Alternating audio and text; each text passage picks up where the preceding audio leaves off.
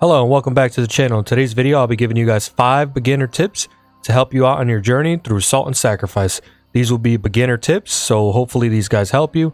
These are, simple things that people might overlook. So I hope this guide helps you guys, and if it does, please leave a like and subscribe for more content. If you guys have any other tips you would like to provide, just leave a comment down below, and hopefully people see it and it helps them too. All right, guys, for the first tip, I'm going to show you guys how to replenish your Hearth and Flask and your ammunition. The Hearth and Flask is basically your Estus Flask and Dark Souls. In order to replenish that, you're going to want to pick these berries out these berry bush. They're called Valley Herbs. You're going to take those and you're going to go rest at any rest point and it'll automatically regenerate. So every time you see those, make sure you guys are picking those. And then for your ammunition, basically your ammunition slot right here, in order to get that back, you're going to be mining these rocks right here. You're going to see these rocks all over the world. Make sure you guys are mining them. You're going to get ore. And with those ore and Valley Herbs, you're just going to go to one of these obelisks. You're going to get rest and resupply. And you're going to see in the top left, it's going to take both of those items and turn them into the items, or the ammunition and Hearth and Flask. So like I said, guys, make sure you guys are always picking those berries or picking those bushes. And make sure you guys are mining those. Some herbs do drop from the enemies, and the satchels that I see on the ground do give ammunition sometimes. So make sure you guys are always looting everything you can. Alright guys, for tip number 2, we're going to be looking at the blue part in your HP. Now to get rid of that, you're going to use one simple item. If you're familiar with the Dark Souls series, it's kind of like your hollow, right? So what that means is you're losing HP every time you die. You take a sacrifice of HP unless you use one of these Guiltless Shards. And it'll remove your spell mark and restore your physical flesh, which make you human, so to speak, again. Now these Guiltless Shards, I noticed they drop off a lot of enemies, mainly the mage enemies and stuff like that, so you can farm them off that. I've found them in like satchels and stuff like that. So what you're going to do is you're just going to use one and it's going to get rid of that blue HP bar. Now remember, every time you die you will gain that blue HP bar back, so be very mindful of when you use those Guiltless Shards and how many you have. Don't just go willy and use them all the time, so keep an eye on your inventory.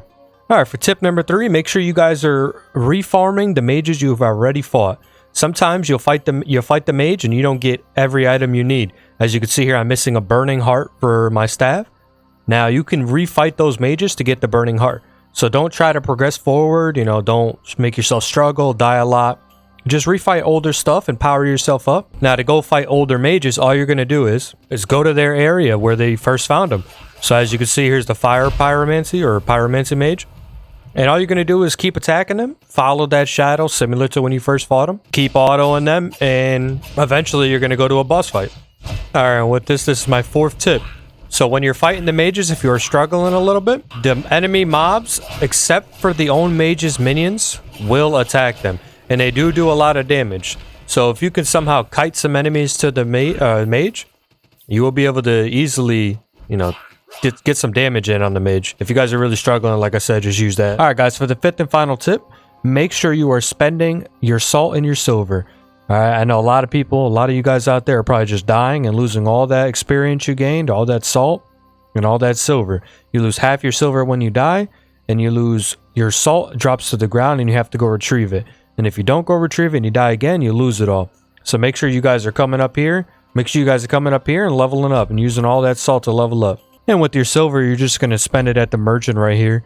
If you have nothing you want to buy, I recommend buying these bags of silver. You do lose a little bit in the process. Like this one costs 1,200, but you get only 1,000 out of it. But if you are someone who frequently dies and you just have a lot of silver, just in case, I'd say buy this and then save it for when you need to buy something in the store. Alright guys, that's it for my early beginner tips for Salt and Sacrifice. I hope you guys enjoyed the video. If you guys have any tips you would like to leave in the comments down below, I recommend it. And I appreciate you guys watching. I hope the tips helped you guys. And if they did, leave a like, subscribe for more content. I'll see you guys in the next one. Bye.